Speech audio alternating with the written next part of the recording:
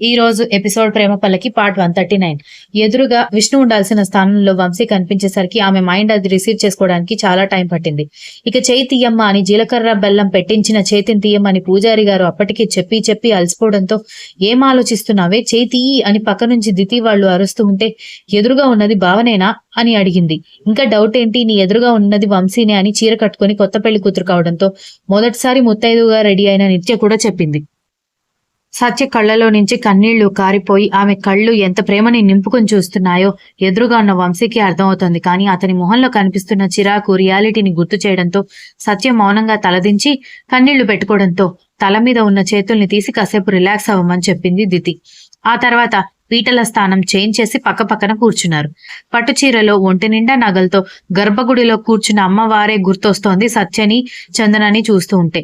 ఇక వంశీ శివ విష్ణుమూర్తి రూపాన్ని తలపిస్తూ ఉంటే మనసు నిండిపోయింది ప్రతి ఒక్కరికి. ఏమైనా సరే నా కొడుక్కి సత్యనే సూట్ అవుతుంది మిథున కంటే కూడా అని మైథిలి అంటూ ఉంటే రేవతి కళ్ళల్లో నీళ్లు నింపుకుని ఆడపడుచు వైపు చూసింది. కానీ కొడుకు కోడల మీద దృష్టి పెట్టిన మైథిలి మాత్రం రేవతి చూపుల్ని గమనించలేకపోయింది. ఇప్పుడు ఒకరి చేతిలో ఒకరు చేతులు వేసి నేను చెప్పిన పూజ చేస్తూ ఉండండి అని పూజారి గారు ఇన్స్ట్రక్షన్స్ ఇస్తూ ఉంటే సత్య వణుకుతున్న చేతులతోనే వంశీ చేతిని తన చేతికి తాకించగానే వంశీ గట్టిగా కళ్ళు మూసుకున్నాడు. సత్య కళ్ళలో నీళ్లు తిరిగాయి. ఆమె మరీ ఎమోషనల్ అయిపోతూ ఉండడంతో నిత్య దితి ధృతి పక్క నుంచి చేతులు వేసి కామ్ డౌన్ అని ధైర్యం చెబుతున్నారు. సత్య వంశీ ఒకరినొకరు చూసుకుంటూ షాక్ లో ఉన్నప్పుడే ధృవ రేవతి కలిసి అల్లుడి కాళ్లు కడగడంతో ఇక మిగిలింది మాంగళ్య ధారణ మాత్రమే. ఒక్కొక్క తంతు పూర్తి అవుతూ ఉంటే సత్య కూడా పూర్తిగా వంశీ భార్యగా మారుతుంది.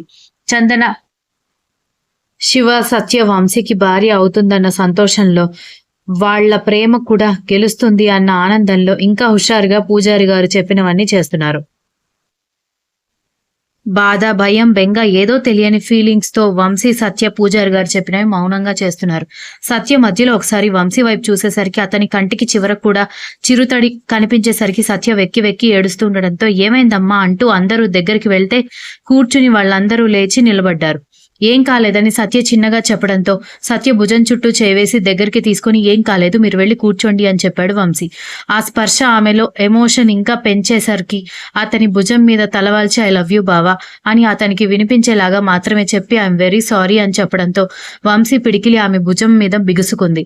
ఎందుకమ్మాయి అంత ఎమోషనల్ అవుతున్నావని పూజారి గారు అడగడంతో పెళ్ళంటే కొన్ని రకాల టెన్షన్స్ ఉంటాయి కదా పూజారి గారు, అందుకే అమ్మాయి కాస్త భయపడుతోందని కిరణ్ సర్ది చెప్పాడు. ఏం కాదమ్మా, అబ్బాయి మంచివాడిలాగానే ఉన్నాడు, ప్రేమగా చూసుకుంటాడు, ఏం బాధపడకు అని చెప్పారు పూజారి గారు. కాసేపటికి 2 మంగళసూత్రాలు చేతిలో పట్టుకుని కూర్చున్న బంధువులందరికీ చూపిస్తూ వాళ్ళందరూ నమస్కారం చేసుకోవడంతో పక్కనే ఉన్న ధృతికి అక్షింతల పళ్ళెం ఇచ్చి అందరికి అక్షింతలు పంచమని చెప్పి శివకి వంశీకి మంగళసూత్రాలు ఇచ్చాడు పూజారి.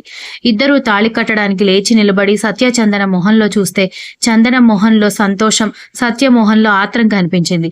అది గమనిస్తూనే ఇద్దరు వాళ్ల మెడలో 3 ముళ్ళు వేశారు. ఆ తర్వాత చిటికెన వేలు పట్టుకుని 7 అడుగులు వేశారు.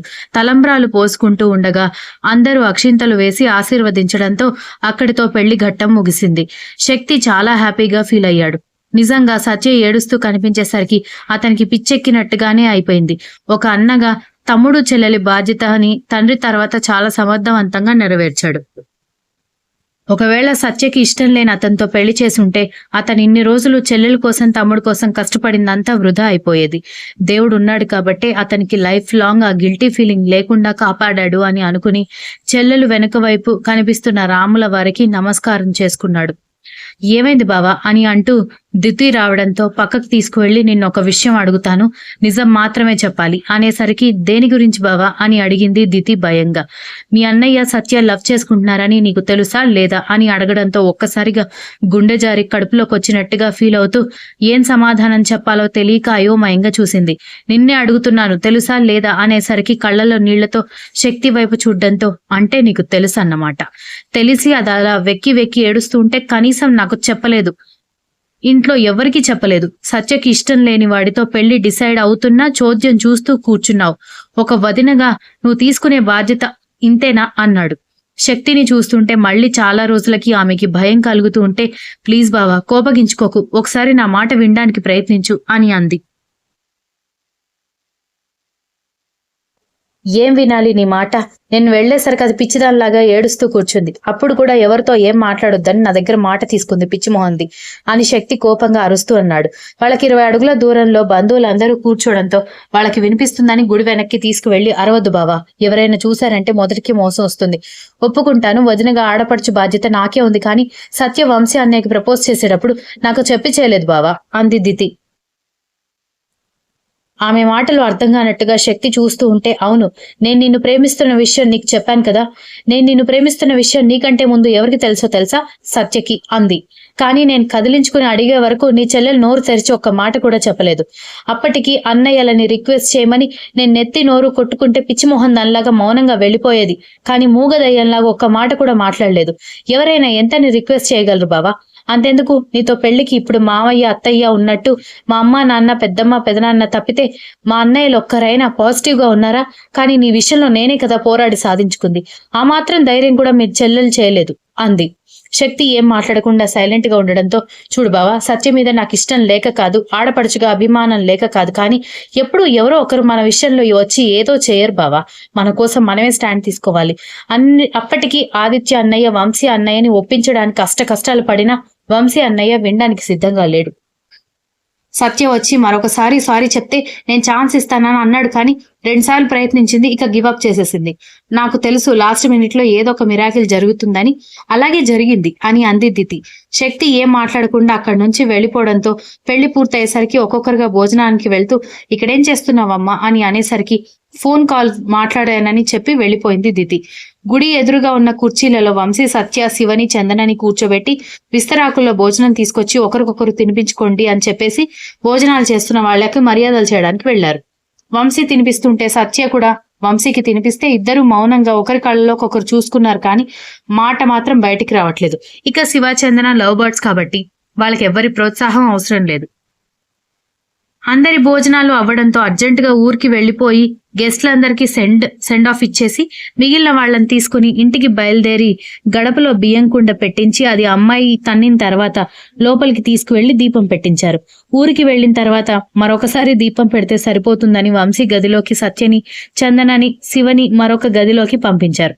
పూలదండ పక్కన పడేసి బెడ్ మీద కూర్చున్న వంశీ దగ్గరికి వెళ్లి నిలబడితే, ఇప్పుడు నేను నీతో ఏం మాట్లాడడానికి రెడీగా లేనని అంటున్న వంశీ మొహాన్ని 2 చేతుల్లో తీసుకుని ఐ లవ్ యూ బావా, నిజంగా నాకు ఇదంతా కలలాగే ఉందని అంటూ అతని నుదుటి మీద ముద్దు పెట్టింది.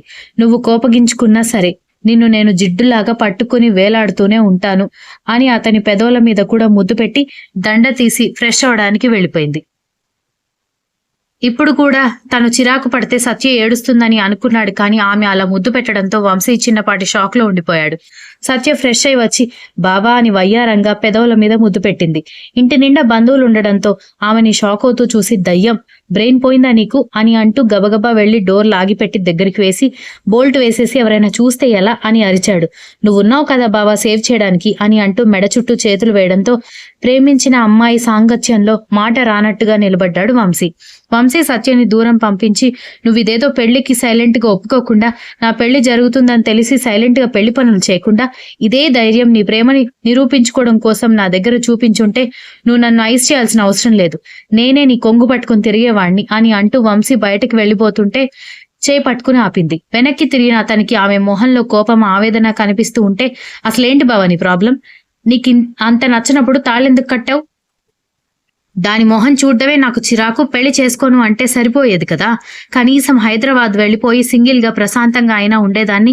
ఎంతసేపు ధైర్యం చెయ్యి, ధైర్యంగా చెప్పు, ధైర్యం చెయ్యి, ధైర్యంగా చెప్పు అంటారు, కానీ నా పరిస్థితి ఎవరికి అర్థం కాదెందుకు? నేను మీ చెల్లిలాగా చిన్నప్పటి నుంచి ప్రేమ పెంచుకోలేదు బావా. నాకు ప్రేమ పుట్టింది రీసెంట్ గానే. ఎప్పుడు నీ మూర్ఖతో, నీ కోపం, నీ మొండితనం మాత్రమే చూసిన నాకు ధైర్యంగా ఒక స్టెప్ తీసుకోవాలంటే భయంగానే ఉంటుంది. ఎందుకంటే నాకు ఇలాంటి ఒక పరిస్థితి ఎప్పుడూ రాలేదు. శివ అన్నయ్య, శక్తి అన్నయ్య నాకేం కావాలో వాళ్ళు సరైన టైంలో సమకూర్చడంతో నాకు ఇది కావాలి అని అడిగే సిచ్యువేషన్ ఎప్పుడూ రాలేదు. మీరు 5గురు, మేము 3గురం. 5గురికి 5 రకాల ప్రియారిటీస్ ఉంటాయి కాబట్టి మామయ్య వాళ్ళు మీకు కావాల్సింది మిమ్మల్ని అడిగి చేశారేమో. మీకు అదే అలవాటు ఉండొచ్చు. అందరికి ఒకేలాంటి ఒపీనియన్స్ ఉండాలంటే ఎలా కుదురుతుంది బావా? శక్తి అన్నయ్య ఎప్పుడైతే బిజినెస్ బాధ్యత తీసుకున్నాడో శివ అన్నయ్యకి కానీ నాకు కానీ మాకు ఇది కావాలి అని అడిగే అవసరం రాలేదు. మాకొకటికి 2 మాకు కావాల్సింది ఇవ్వడానికి ఉన్నప్పుడు ఒక విషయానికి రిక్వెస్ట్ చేసుకోవడం, బ్రతిమాలుకోవడం ఎలా తెలుస్తుంది? నేను స్టాండ్ తీసుకోలేదు అన్నది మాత్రమే మీకు తెలుసు. కానీ పెళ్ళైన మరుక్షణం నేను అందరినీ శాశ్వతంగా వదిలేసి పోవాలి అని అనుకున్న విషయం మాత్రం మీకు తెలియదు అని అనగానే వంశీ షాక్ అయ్యాడు. ఏం మాట్లాడుతున్నావు నువ్వు అని వంశీ కంగారుగా అడగడంతో, నిజమే బావా, నేను అన్నీ మర్చిపోయి పెళ్లికి రెడీ అయ్యి ధైర్యం లేని పిరిగిదానిలాగా ఉన్నానని మీరు అనుకుంటున్నారేమో. కానీ నీ దగ్గరికి రావడానికి నేను ధైర్యం చేయలేదు, కానీ దూరం వెళ్ళడానికి చాలా ధైర్యం చేయాలనుకున్నాను. నీ దగ్గరికి వచ్చి నిన్ను కన్విన్స్ చేయడం కంటే దూరంగా వెళ్లడం ఈజీ అని అనిపించింది బావా అని అంటూ కన్నీళ్లు తుడుచుకుంది సత్య. ధైర్యం చేయమని చెప్పడం, నీ ప్రేమను నువ్వు గెలిపించుకో అని సలహాలు ఇవ్వడం చాలా ఈజీ. కానీ అందరి మనస్తత్వం, అందరి ధైర్యం లెవెల్స్ ఒకేలాగా ఉండవు అని నేను నీకు ప్రత్యేకంగా చెప్పాల్సిన అవసరం లేదు. కొంతమంది ఎక్స్పీరియన్సెస్ బట్టి, కొంతమంది ఫ్యామిలీ కండిషన్స్ బట్టి, మరి కొంతమంది వాళ్ళు ఫేస్ చేసిన సిచ్యువేషన్స్ బట్టి కొన్ని అలవాట్లు చేసుకుంటారు. ఎవరికి ధైర్యం పిరికితనం పుట్టుకతో రాదు. ధైర్యం వాళ్ళ ఫేస్ చేసే అనుభవాల వల్ల వస్తే, పిరికితనం ఫేస్ చేసి ఓడిపోయినందువల్ల వస్తుంది. లేదంటే చిన్నప్పటి నుంచి ఫేస్ చేయడం తెలియకపోవడం వల్ల కూడా ఒకరితో మాట్లాడే పవర్ లేక పిరికితనం పెరుగుతుంది. నేను అలాగే ఉన్నాను అని బాధగా చెప్పి బయటికి వెళ్ళిపోయింది. వంశీ ఫ్రస్ట్రేషన్తో 2 చేతులతో మొహాన్ని ఒకసారి 2 చేతులతో తుడుచుకొని బయటికి వెళ్ళిపోయాడు. పెళ్లిళ్ళు ఎలాగో అయిపోయాయి కదా, హైదరాబాద్ వెళ్ళిపోదామా అని రేవతి అడుగుతోంది వీర్వాళ్ళని. వెళ్ళిపోదాం వదినా, సిద్ధుగాడు కూడా అరెస్ట్ అయిపోయినప్పుడు ఇక్కడ ఉండి ఏం చేస్తాం అంది.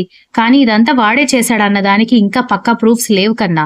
ఒకవేళ వాడు కాకుండా ఇంకెవరైనా చేస్తే అసలైన వాడు పారిపోయినట్టే కదా అని వీర్ అన్నాడు. ప్రకాష్ సిద్ధు ఎలాంటి వాడో తెలిసి కూడా అబద్ధం చెప్పు ఉంటాడని నేను అనుకోను. తను తప్పించుకోవాలని అనుకుంటే ఏ తప్పు చేయని సిద్ధు మీద వేయాల్సిన అవసరం లేదు. అసలు మాకీ విషయమే తెలీదని నిజాన్ని నిర్భయంగా చెప్పొచ్చు. కానీ సిద్ధునే దీని వెనక ఉన్నాడని అంత కాన్ఫిడెంట్ గా చెప్పాక కూడా సిద్ధు కాదని ఎలా అనుకుంటాం అని అంది మైథిలి. దాంతో అందరి మధ్య నిశ్శబ్దం ఏర్పడితే, కానీ మనం ఎలాగైనా హైదరాబాద్ వెళ్ళక తప్పదు. ఇప్పటికే మీ మొగుళ్ళు ఆఫీస్కి వెళ్ళి చాలా రోజులైంది.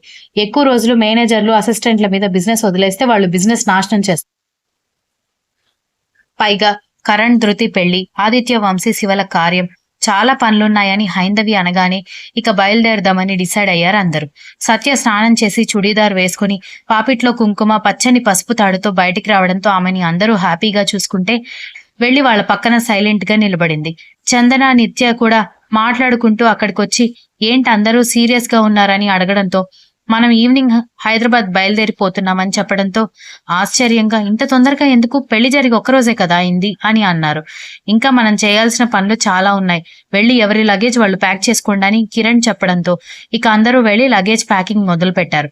శక్తి గదిలో సైలెంట్ గా ఫోన్ చూసుకుంటూ కూర్చున్నాడు. కానీ ఒక మాట కూడా మాట్లాడకపోవడంతో దితి అతన్ని గమనిస్తూనే శబ్దం చేస్తూ సూట్ కేసు సర్దుతూ ఉంటే అది తన అటెన్షన్ కోసం అని అర్థమైనా ఏమాత్రం పట్టించుకోలేదు శక్తి. దాంతో సగం ప్యాకింగ్ చేసిన సూట్ కేసు అలాగే వదిలేసి వెళ్లి అతని పక్కన కూర్చుని, నన్ను నిలదీసినందుకు నేను కదా బావా కోపంగా ఉండాలి, నువ్వెందుకు కోపంగా ఉన్నావని అడిగింది.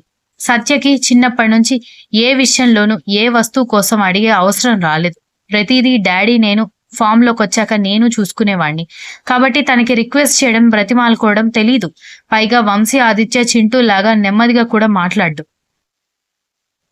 అందుకే తను ధైర్యం చేయలేదు. దానికి తననే దోషించడం ఎంతవరకు కరెక్ట్ అని అనుకుంటున్నావు అని అన్నాడు శక్తి. దాంతో దితి ఏం మాట్లాడలేకపోయింది. నిజమే, తను స్ట్రైట్ గా ఆలోచించినట్టు అందరూ అలాగే ఆలోచించాలనుకోవడం కూడా విచితనమే అవుతుంది. కొంతమందికి ఇన్సెక్యూరిటీ ఉంటుంది, మరి కొంతమందికి ఎవరేమనుకుంటారో అని ఉంటుంది, మరి కొంతమందికి గట్టిగా అరుస్తూ మాట్లాడే వాళ్లతో మాట్లాడాలంటేనే ఇష్టం ఉండదు. సత్య కూడా అదే కోవకి చెందిందేమో. దితి ఆలోచనలో పడేసరికి వంశీ సత్యని ఎలా డీల్ చేస్తాడని నాకు కూడా కంగారుగా ఉందని అనడంతో అన్నయ్యకి కోపమే కానీ ప్రేమించిన అమ్మాయితో మూర్ఖంగా ప్రవర్తిస్తాడని నేను అనుకోవట్లేదు. అంతెందుకు, మోసం చేసిందని దూరంగా ఉన్నాడే కానీ ఏమనలేదు. కాబట్టి నువ్వేం బెంగ పెట్టుకోకు బావా అని చెప్పింది. ఆ రోజు రాత్రి అందరూ హైదరాబాద్ బయలుదేరిపోయారు. కావాలని వంశీ సత్యని ఒక కారులో ఇరికించి ఆ పక్కన హైందవి, గిరీష్ కూర్చున్నారు. తాతయ్య, నలుగురు 3 సీటర్లో ఎలా పడతారని అనుకుంటున్నావు? మీరు ముందు వెనక లేదంటే వేరే వెహికల్లో రావచ్చు కదా అని అన్నాడు వంశీ. ఏరా, నీ పెళ్ళానికి నీకు ప్రైవసీ పోయిందా అని అనేసరికి వంశీ మాట్లాడకపోవడంతో ప్రతిసారి ట్రాఫిక్ వల్ల వంశీ దగ్గరగా అవడంతో ఇద్దరు ఒకరి మొహం ఒకరు చూసుకున్నారు. Continuous. If you like this story, please like, share, comment and don't forget to subscribe.